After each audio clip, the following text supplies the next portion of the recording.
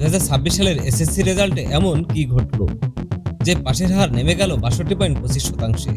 আর শিক্ষামন্ত্রীর একটি মন্তব্য এখন তৈরি করেছে নতুন আলোচনা। 2026 সালে প্রকাশিত এসএসসি ও সমমানের ফলাফলে দেখা গেছে গত বছর যেখানে পাশের হার ছিল 48.45%, এবার তা কমে দাঁড়িয়েছে 62.25%। অর্থাৎ এক বছরে কমেছে 6.20%। শুধু তাই নয়, জিপিএ 5 পাওয়ার সংখ্যাও কমেছে। 2025 সালে জিপিএ 5 পেয়েছিল 1,39,000-এরও বেশি শিক্ষার্থী, এবার পেয়েছে 1,16,676 জন। কিন্তু প্রশ্ন হচ্ছে, এবার ফলাফল এত কম হলো কেন?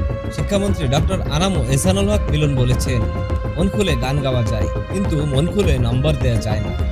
তিনি আরও জানিয়েছেন, নম্বর দেওয়ার ক্ষেত্রে এবার কোনো ছাড় দেওয়া হয়নি। আরও চমকপ্রদ তথ্য হলো, একজন শিক্ষার্থীও পাশ করেনি। মন্ত্রী বলেছেন, এসব প্রতিষ্ঠানের বিরুদ্ধে দ্রুত ব্যবস্থা নেওয়া হবে।